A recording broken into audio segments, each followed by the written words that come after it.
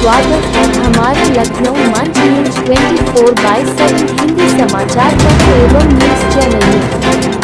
सही खबर, सच्ची खबर। कृपया सब्सक्राइब, लाइक, शेयर, कमेंट जरूर करें।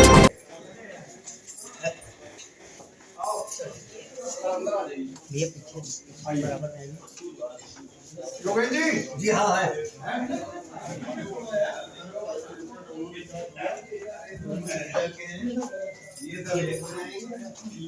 जूते सब लोग इधर उतार दें। चलिए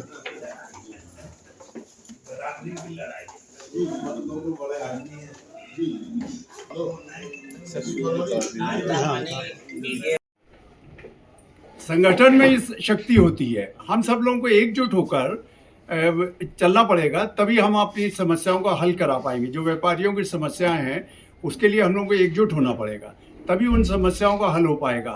क्योंकि अलग अलग रहकर जो है हम लोग कुछ ना कर पाएंगे। मैं तो चाहूँगा कि और भी जो व्यापारी संगठन है हम लोग के साथ जुड़ें और इस व्यापारी संगठन जो सबसे पुराना है इसको आगे ले जाएं। इसको जो है हमारे श्याम बिहारी मिश्रा जी ने काफ़ी आगे बढ़ाया था इस संगठन को। और जैसा कि आप लोग सबको विदित ही है, वो बहुत ही एक कर्मठ और ईमानदार व्यक्ति थे और जिनको कि एक बहुत बड़ा नेता माना जाता है, व्यापारी नेता। और 5 बार वो जो है सांसद भी रहे कानपुर से। हाँ शैलेंद्र जी, कुछ आप आपके जी। महिला अध्यक्ष लखनऊ से, और अपने केवल मैंने आज तक 25 साल के अंतराल में जो हमारे मुकुंद मिश्रा जी अपने व्यापार मंडल को चला रहे हैं और जो हमारे यहाँ की टीम है लखनऊ की बहुत सक्षम है और बहुत अच्छी है। इसके लिए हम सब तहे दिल से शुक्रिया अदा करते हैं सभी का। और सबसे बड़ी बात है कि महिला को आप लोगों ने सदैव आगे रखा है।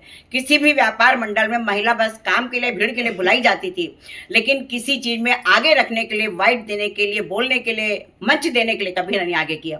ये हमारे अमरनाथ जी, हमारे सुमेर अग्रवाल जी, अटल जी, हमारे योगेश जी, सारे सभी जितने भाई हैं सभी बहुत तत्परता से इस चीज़ का ध्यान रखते हैं और मैं इस चीज़ का हमेशा धन्यवाद करूंगी। हमारा व्यापार मंडल बहुत आगे जाएगा।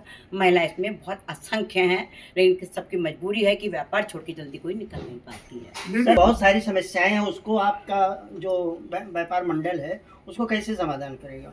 नहीं, अब इसमें जो है हम लोग जो है सबसे पहले तो चाहते हैं कि जैसे जो छोटे छोटे दुकानें हैं, छोटे जो किराना वाले हैं, दूसरे मर्चेंट्स हैं, उनकी समस्याओं को आगे लेकर चलें। क्योंकि आजकल जो बड़े बड़े जो ऑनलाइन जो आ रही हैं, जो बड़ी बड़ी कंपनीज, उसकी वजह से बहुत नुकसान हो रहा है छोटे व्यापारियों का। तो जो रिटेल का जब तक, और उससे जो है एम्प्लॉयमेंट भी काफ़ी मिलती है, लोगों को नौकरी भी मिलती है।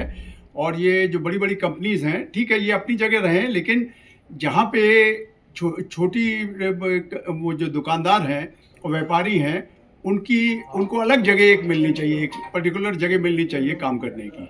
जैसे कि लोग ऑनलाइन मंगाते हैं तो उसमें सस्ता मिलता है और अगर वही रिटेल लेने जाते हैं तो उसमें महंगा मिलता है। ये भी एक कारण है आपके बिजनेस में? नहीं, ये आपका कहना बिल्कुल सही है, लेकिन अब वो देखिए उसकी मजबूरी है। जो रिटेलर है उसके पास इतना धन नहीं होता। जो बड़े बड़े जो ऑनलाइन व्यापारी हैं, लेकिन कई बार उसमें क्वालिटी भी अच्छी नहीं मिलती है। जो ऑनलाइन में आप कई बार मंगाते हैं तो उसमें गलत सामान भी आ जाता है। तो हम लोगों को तो अपने देश को आगे बढ़ाना है ना। ये जो बड़े बड़े मल्टीनेशनल आ रहे हैं, बाहरी कंपनियां आ रही हैं, उसकी जगह हमें ये भी देखना चाहिए कि हमें अपने जो जनता है उनको, जैसे अभी कहा जा रहा है कि एम्प्लॉयमेंट नहीं मिल पा रही, तो हमें अपने युवक को भी आगे लेके जाना है। तो ज़्यादा से ज़्यादा लोगों को वो व्यापार करने कैसे आप रोकना चाहेंगे? इसके लिए देखिए सरकार से अप्रोच करना पड़ेगा। और इसके लिए हम लोगों को, जैसे कि मैंने बताया कि संगठन में शक्ति होती है, तो हम लोगों को एकजुट होकर इसको आगे बढ़ाना होगा और इस आंदोलन करना होगा। इसके लिए हमारे महामंत्री जी बोलेंगे। आज उत्तर प्रदेश उद्योग व्यापार मंडल के कार्यालय का शुभारंभ माननीय चेयरमैन सुमेर अग्रवाल जी द्वारा हुआ है। हजरतगंज में जो उत्तर प्रदेश उद्योग व्यापार मंडल का ऑफिस बनाया गया है, उससे व्यापारियों को बहुत राहत मिलेगी। और इसी के साथ अध्यक्ष अमरनाथ अग्रवाल ने यह तय किया है, लोगों को जिम्मेदारी दी है कि प्रत्येक दिन एक वरिष्ठ उपाध्यक्ष, 2 उपाध्यक्ष और 2 मंत्री प्रतिदिन जो है 3 बजे से 5 बजे तक का कार्यालय में व्यापारियों की समस्याओं के लिए नियमित रूप से बैठेंगे और अध्यक्ष महामंत्री भी अपनी समय समय पर उपलब्धता देंगे। आज उत्तर प्रदेश उद्योग व्यापार मंडल का जो प्रदेश नेतृत्व है सदस्यता अभियान चला रहा है। उस सदस्यता अभियान की लास्ट डेट है 2 सितंबर। तो सदस्यता वहीं भी जमा करानी है और साथ में 8 और 9 को प्रदेश का अधिवेशन आगरा में हो रहा है और वहीं पर त्रिवार्षिक चुनाव होगा। उसके संबंध में भी विचार विमर्श करके आज रणनीति तय करनी है। साथ ही जो शहर में तमाम समस्याएं हैं, आज शहर में सबसे बड़ी ज्वलन समस्या लखनऊ में है जाम की समस्या है। जीएसटी के छापे हो रहे हैं, ऑनलाइन कारोबार है और लगातार एलडीए द्वारा भवन सील किए जा रहे हैं। इन तमाम मुद्दों पर भी कार्यालय में आज चर्चा होनी है। बंधु का जो है स्वागत अभिनंदन करता हूँ और अपने उद्योग व्यापार मंडल के सभी सदस्यों का और माननीय चेयरमैन एंड अध्यक्ष जी का, महामंत्री जी का, जिसमें बहुत जो है महत्वपूर्ण योगदान रहा है, जिसके लिए मैं बहुत है।